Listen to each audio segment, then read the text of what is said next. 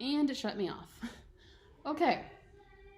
So you might use American libraries, public libraries, maybe ACRL, American College and Research Libraries. They have a really good blog, in a library with a lead pipe, all kinds of different resources. Maybe a blog post, tweet, you never know, a newspaper. So there's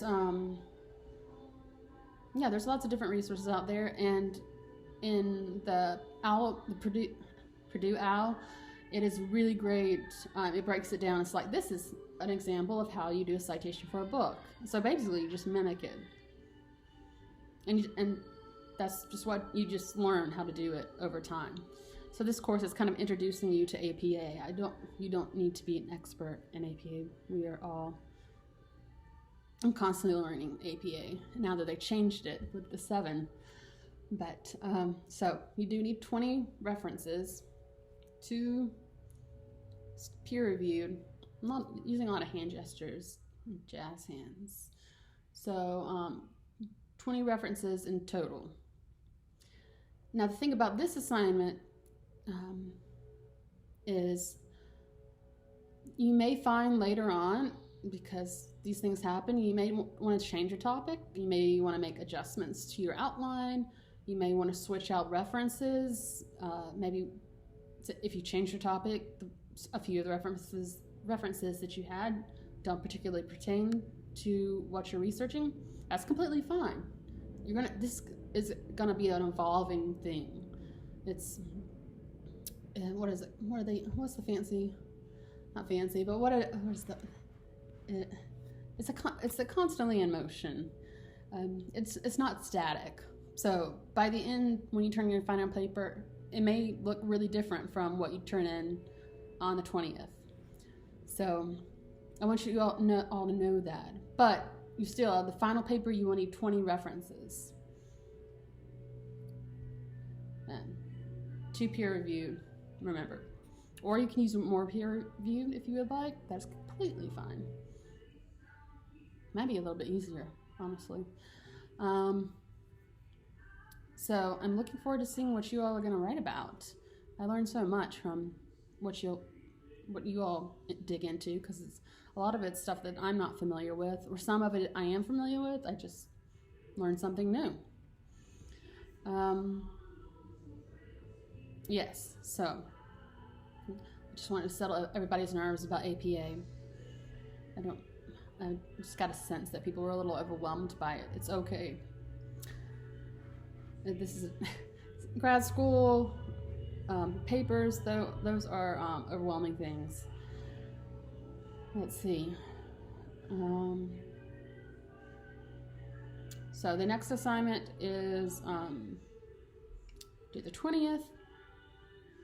It's kind of a prologue to the end of your paper. And if you would like me to look over if anybody would like me to look over what they have put together, please send it to me. Just make sure it's not like the day before it's due or the day of due, because I'll be starting Wednesday. I'll be conferencing, all staring at a computer, so I'll be a little bit tied up in that, a lot overwhelmed, but I am working very hard to get everything graded. And I don't know if I've already said this, but for every assignment you submit,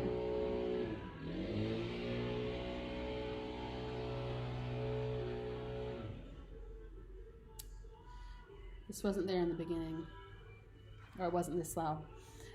I do provide feedback. It's what I do. It's one of the things I do best. I like to say, I do over feedback is what I do. I rate basically a paragraph. When you look on your grade, you can click on it and it'll come down and it'll show you my comments about what you have written. So expect feedback. I give feedback to everybody. So don't worry about that. And if you want extra feedback, if that wasn't enough, I can offer more. Let's see.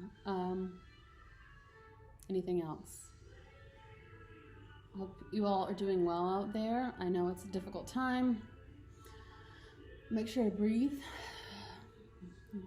Do the what my therapist learned from my therapist is it's called a 4 square breathing, where you breathe in for 4 seconds, hold for 4 seconds, and exhale for 4 seconds, and then you cycle over and over, and that helps calm you. I've just gotten some emails from students that seem a little overwhelmed, and I keep saying the word overwhelmed because I am overwhelmed, or anxious, or just a little panicky. I'm right there with you, so don't feel like you're alone. What else? Oh, if we'd like to do something, I did this with my synchronous class, because I stole it from when I guest lectured in a colleague's course about LAS and mental health. So at the beginning of her course, she does like a moment of joy. So she showed like a really short Pixar film, but I asked my class, like, what is something during the week that brought you joy? Even something really tiny. It doesn't have to be a major thing or earth-shattering thing. I've just been enjoying the fall, all the fall leaves on the ground, because I'm from South Georgia. Fall does not exist there. Winter barely exists. So this is just still lived here a little over 2 years. So still getting used to seasons. So my moment of joy is seeing all these leaves changing colors. It's magic. So if you have a moment of joy, or just something that made you happy, or something you thought was cool and would like to share, or maybe you're reading something great, listening to something great, please just reply in the comments if you so choose. You're not required to, but I don't know, it's fun. You all should be pretty familiar with each other, going through all the discussion board posts. I really appreciate your hard work on those. And if at any time you feel panicky, overwhelmed, you just hit a point where you're like, help, I'm here for you. Please let me know. Again, you don't have to be super specific. Maybe if something's going on in your personal life, or if you're overwhelmed about something in the class or another class, just let me know and I'll do the best that I can. That was a friend. We're gossiping about the conference that I'm about to go to or watch. So, okay. I hope you all enjoy these very random videos.